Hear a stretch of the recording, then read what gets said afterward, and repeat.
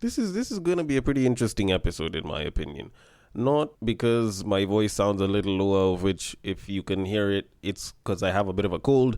It's actually because I'm taking a side that I'm not so used to defending, because I don't always dive to the women's side. But for this particular episode, I intend on speaking not necessarily on behalf of women, but more so for their side, because there's quite a bit of content that I've been seeing online that has forced me to question some of the things that guys are doing and or saying, and I figured I might as well sort it out on this episode. And to kick things off, because I want to keep it very woman focused, let me start from something that pissed off quite a number of women this past week, which was a story from Kericho County where a man chopped his wife's ears, both of them, and the reason that he gave was the fact that she never listens to him.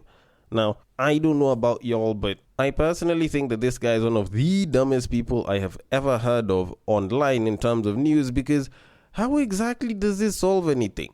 Like, do you think cutting her ears makes it such that she'll hear you better? Like, I don't know, what was the logic behind all this? The royal penis is clean, Your Highness.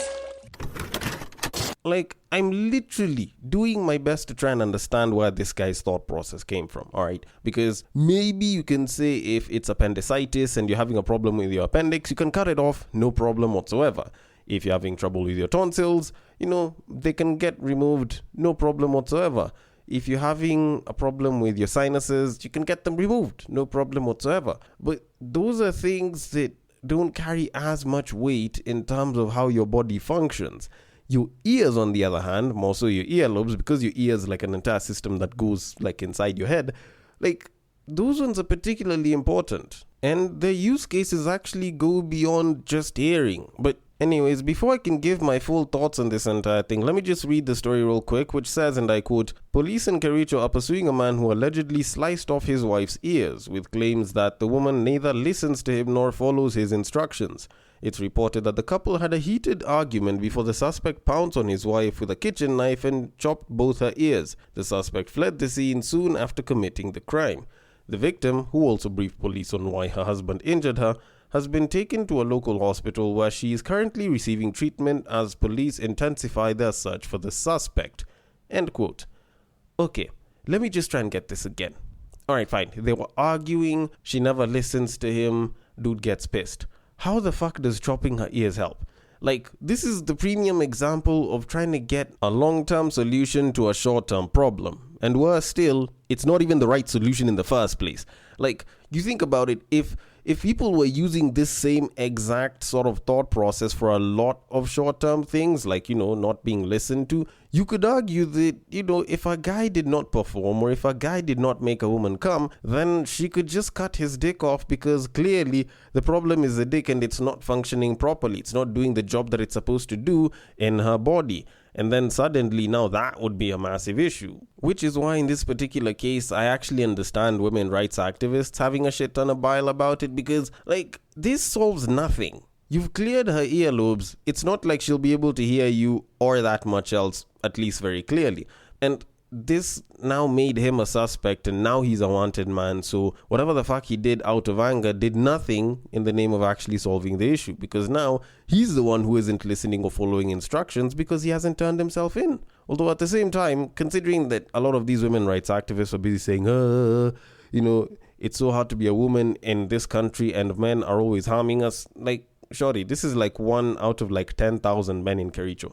It's not all of us, so please don't use this story to generalize whatever issues that couples have as a problem with men in general.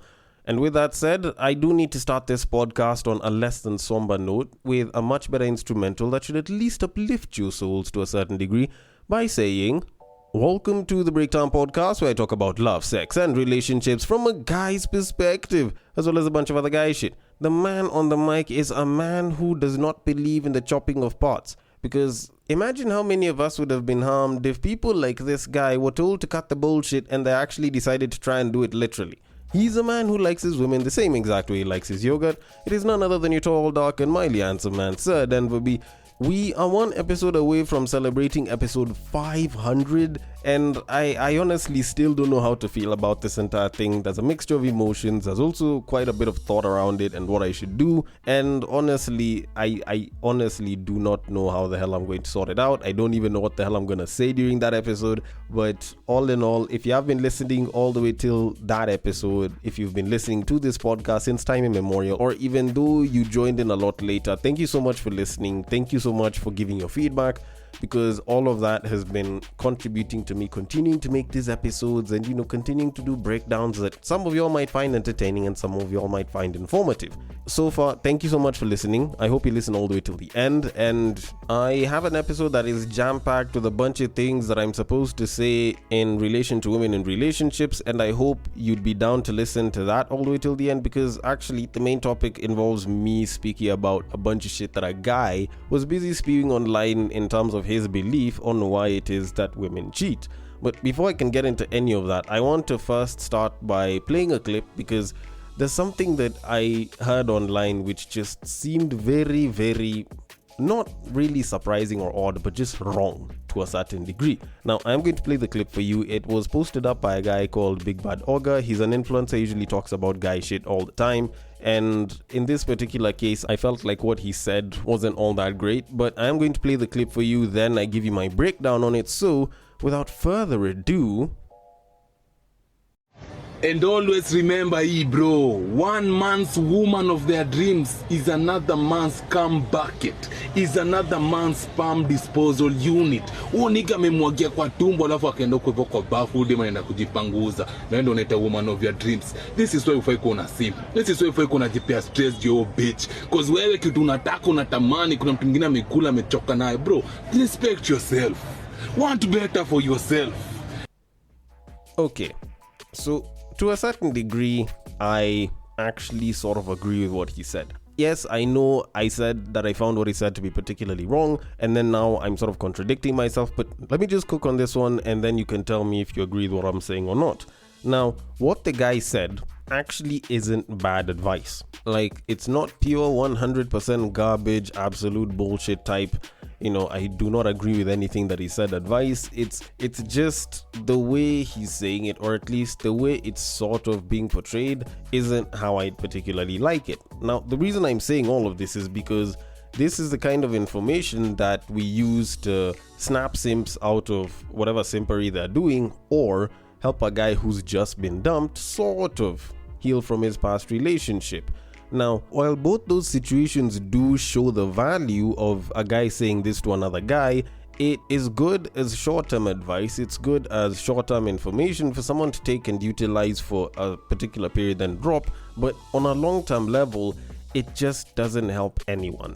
Like, the most that it does is either create emotionally dead people that are trying to look for partners while they're emotionally dead, or it just creates people looking at women with a certain sense of bitterness or a certain sense of bile, or, a certain version of, how would I call it, enshittification of women, so that they can make themselves feel okay with their behaviors or lack thereof. Now, the reason why I'm saying all of this is because when you look at it from a guy's perspective, and I'm saying this as a guy for the guys, whenever you are at a point where you're just mad simping for a shorty, it will take information like this to help you snap out, because sometimes this babe is literally using you as an emotional sponge. She's using you as this sort of cushion for whatever pathetic relationship or whole phase she's in, so that you can soak up whatever ill feelings she might feel and possibly prop her up and make her feel like she has a certain amount of attention, which can make her take advantage of even more. So it makes sense to tell a guy who's simping this. Also, if you've been dumped by a babe and you're like, oh, if I call her back, maybe we can fix things. Oh, if I do this and I go back to her, or if I get this and this done and I go back to her, maybe she'll take me back. Information like this actually does make sense, because it is proof that people actually move on, and whatever the hell it is that you're trying to get shouldn't be all that hard.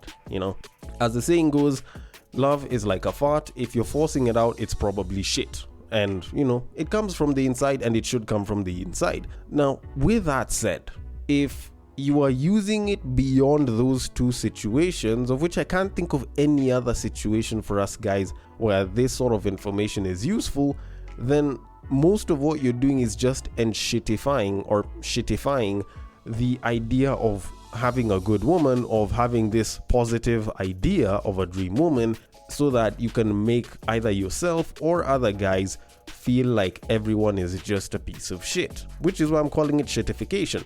Because when you think about it, it's not like they are cum dumps, it is not like they are sperm disposal units for every single guy that walks in her general direction, except for you. Hell, you wanting that babe means that in as much as you do value this babe and you want to be with her and you'd want to get into a relationship with her because, you know, she looks like she might be the woman of your dreams, technically, you also want her to be your cum dump.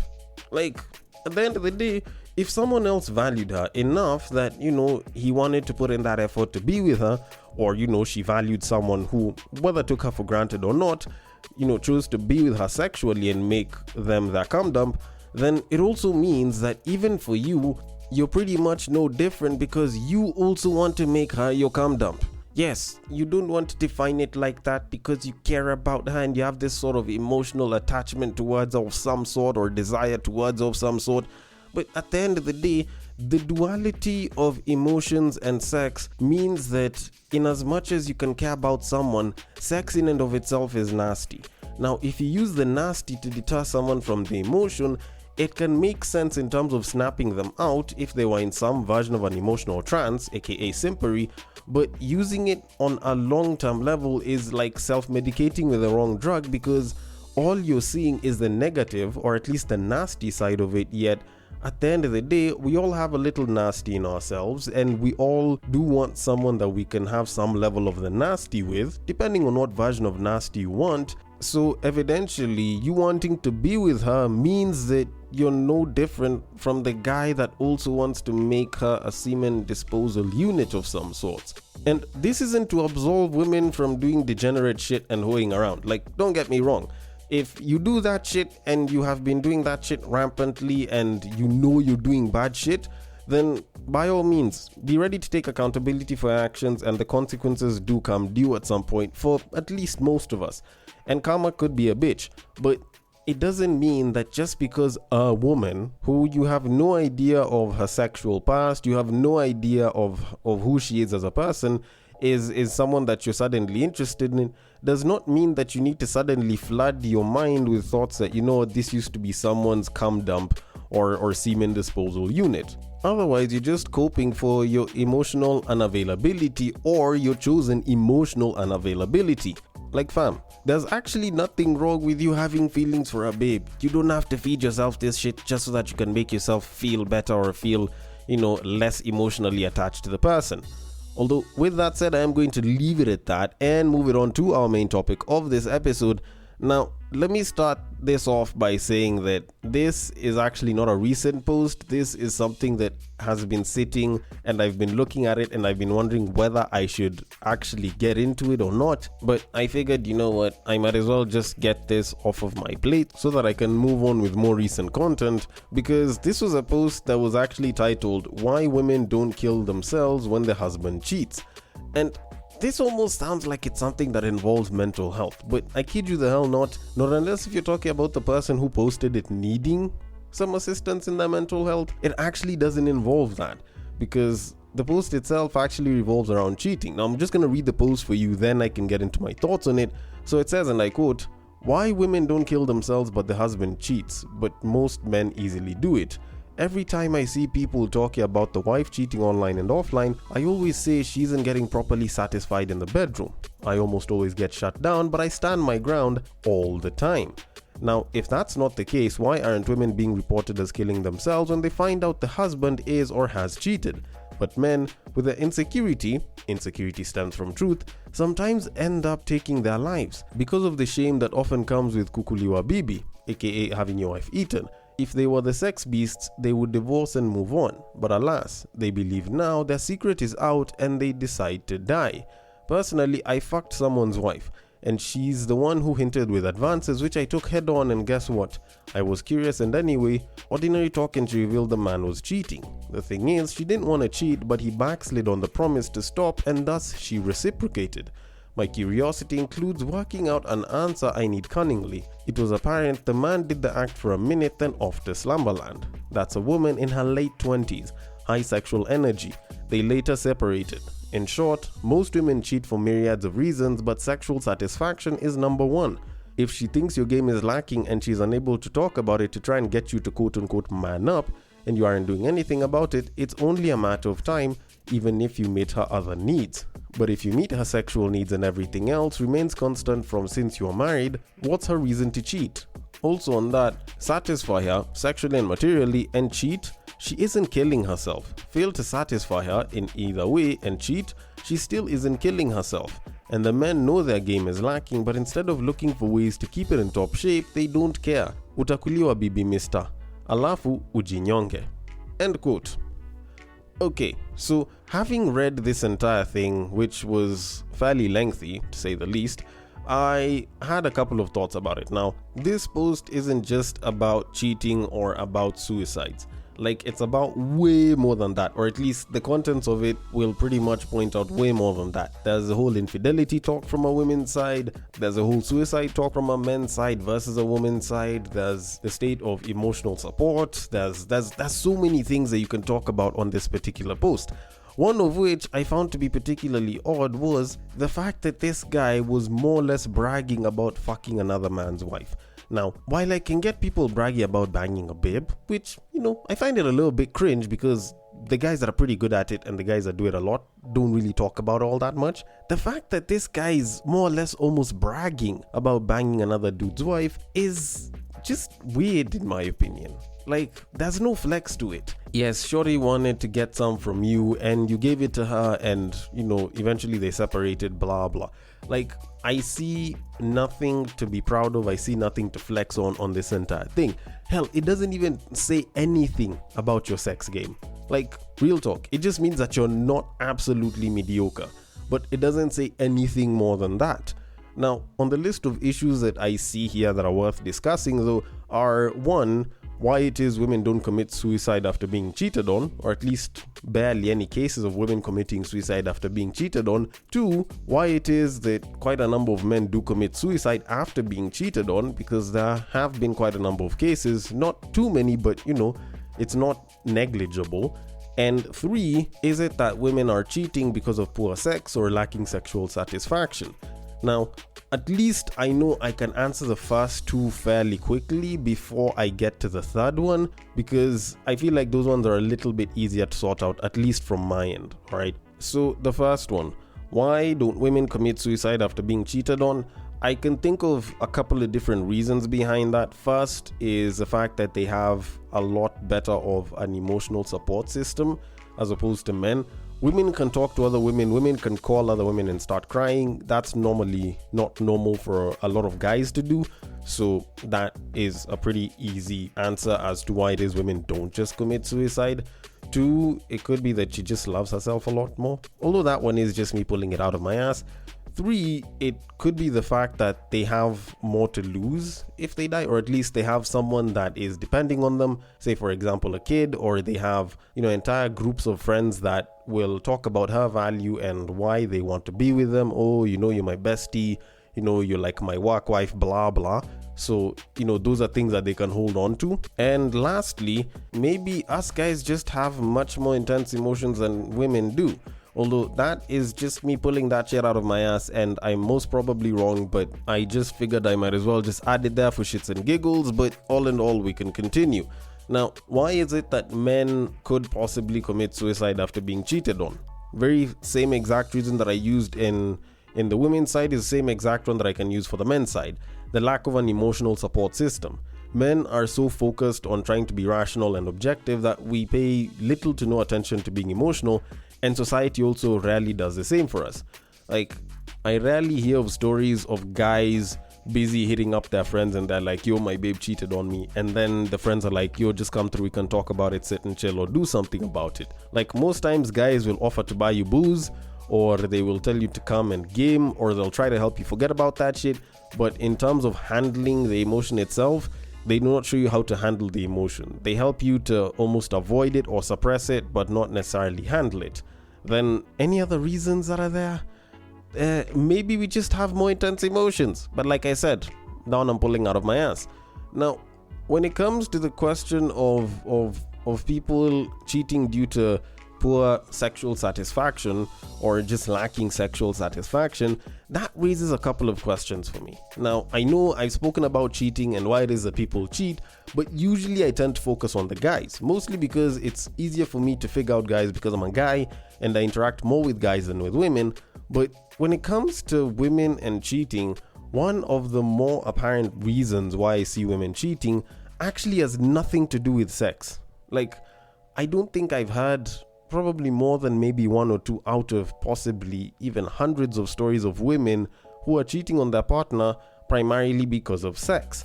Now, even for this guy who's busy talking about how, the guy banged some dude's wife, like, he misses the fact that this woman straight up told him that the guy had cheated before. He apologized and he said that he was going to change, or at least he promised that he wasn't going to do it again, and he went ahead and continued to do it again, which is what pushed her, meaning that this woman was revenge cheating. Like, she wasn't doing it because she wanted better dick. She was doing it because the man cheated and she was trying to get back at dude. So essentially, it wasn't even about the sexual performance. Like, at the end of the day, if there's anything that I've learned from women, if a guy treats them well, even though he has mediocre sexual performance, she can actually stay with dude. Like, not unless if shorty has like mad sexual energy or really prioritizes sex. There's a lot of women that get lackluster sex but choose to stick with the person that they're with because the pros heavily outweigh the cons by a bunch of numbers to one. So when you're looking at stories like this, it's like you're trying to make it seem as though it's the sexual performance that will influence her choosing to step out. Even though the guy is cheating, like, I've heard of guys who've been cheated on with other guys that don't even perform all that great just because the other guy is doing something that this other guy isn't. Like, I kid you the hell not, I have actually listened to women talk about how they have been with a guy that is very well hung, knows how to perform in the bedroom, but because he's lacking in so many other things, they end up opting to go and sleep with another guy that isn't even all that great, is probably average sized or probably has, not that big of a dick. Like, you hear women doing this quite a lot, and evidently it's not because the other guy didn't know how to use his tools. It's not that the other guy didn't have the tools. He had them, but there's something else that he was missing. And a lot of times, it's a certain amount of emotional satisfaction. Like, guys rarely ever notice this because a lot of guys do prioritize the sex as opposed to the emotional satisfaction. But sex in and of itself is not just the physical act. That is the emotional aspect of sex, which a lot of people usually like to ignore when they're doing it casually, but it's very emotional much as it is physical. So even though you might be good at banging the babe, even though you're well hung and you know how to deliver the goods, there are times when you find that women are not interested in sleeping with you because you are not stimulating them on an emotional level. You are not creating some sense of emotional desire or satisfaction or comfort that would make them want to sleep with you or be open to the idea of having sex. And it happens quite a lot. Much as people may not know about it, sometimes you find people saying that my wife doesn't want to have sex with me anymore, and they'll talk about problems of low libido, yet the problem isn't even related to the libido. It could be related to the fact that probably he does not make her feel beautiful, he does not make her feel loved, he does not make her feel wanted, and so she just feels as though this guy just comes to the house and when they're in bed, he now starts touching her because he is horny and he wants to scratch the itch that is his horniness, and he needs to use her vagina to do it. And there's a lot of women that will feel that way and they'll sort of start to retract sexually. And while the thought might be, oh, my woman doesn't want to have sex with me, or my woman isn't interested in sex anymore, the reality is they're feeling neglected in some way. And because you're not addressing that neglect, because you're not trying to reinforce something that they do care about, which is most probably emotional attachment or emotional vulnerability, then they're either backing off consciously or even subconsciously because you're not catering to their needs. So at the end of it, because someone else is offering to cater those needs and they're doing it for the price of sex, because a lot of women will put those needs above the sexual physicality itself, they're very willing to give up the sex so that they can get that from someone else. And if you think that it's just the sex that they're probably missing, I remember probably about a year or so ago, there was a story that I handled from Maurice Madeka's IG page where a woman was busy talking about how she's cheating on her man because the man is boring. He does not go to the bar. He usually just does work and back to the house, church and back to the house. He's very nice with the kids, but he doesn't go anywhere. He's not running off to a bar to get drunk. He's not trying to chase babes. Babes aren't trying to chase him and sleep with him. And so, because she's not getting any drama that comes with male desire, she feels to some degree, probably uninterested, or that, what kind of a man is this man? And she now chooses to go and sleep with someone else that can, elicit those feelings in her to some degree. And mind you, she said nothing about his sexual performance. Zero, nothing, zilch. But she was cheating on this man because she claimed that he was boring and she doesn't understand what kind of a man doesn't go off to the bar, get drunk, and start chasing around other girls, or, have other girls busy chasing for him. And so at the end of it, you actually realize that for a lot of women, and I'll even go out of my way and say for a lot of people, sex isn't the biggest reason why they'll end up cheating or leaving each other. And this isn't like a marriage thing. This is just generally a relationship thing. There's a lot of people who are in relationships that could be emotionally dead, could be emotionally lacking, or emotionally negligent, that are blaming sex or the lack of good sex as to why it is that their relationship is failing. And yet the reality of it is that's not what's killing things, that's not what's making them cheat. It's the fact that they're not getting emotionally satisfied. Which brings me to my conclusion to all of this. A lot of people cheat for a myriad of reasons. Women cheat for a myriad of reasons. Interestingly enough, sex is usually going to be one of the least plausible reasons why a lot of people, more so women, cheat. And interestingly enough, there's a lot of men who get good pussy from their partners or from their wives, but will also cheat with someone that may or may not be giving good pussy, but may be fulfilling them on an emotional level. It's mostly a women thing, but even men can do the same thing. But all in all, it's not like sex is the biggest determinant or deterrent in terms of being in a relationship, at least for most people.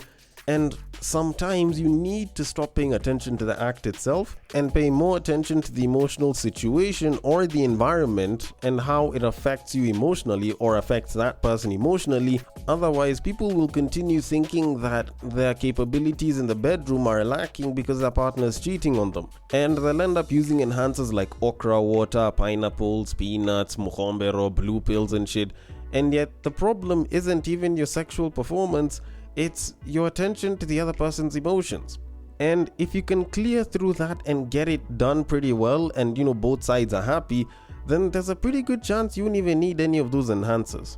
Although if you do want them, they probably will make things a hell of a lot better at that point. Although then again, I might actually be wrong about all of this. And maybe sex is actually the biggest thing. Either way, I want your thoughts on it. The DMs are open. On IG, it is at @thebreaktime_podcast. On Facebook, it is at the Breaktime Podcast. And on X, it is at BagakaTheD. Thank you so much for listening all the way till the end. And I will catch you guys on the next break.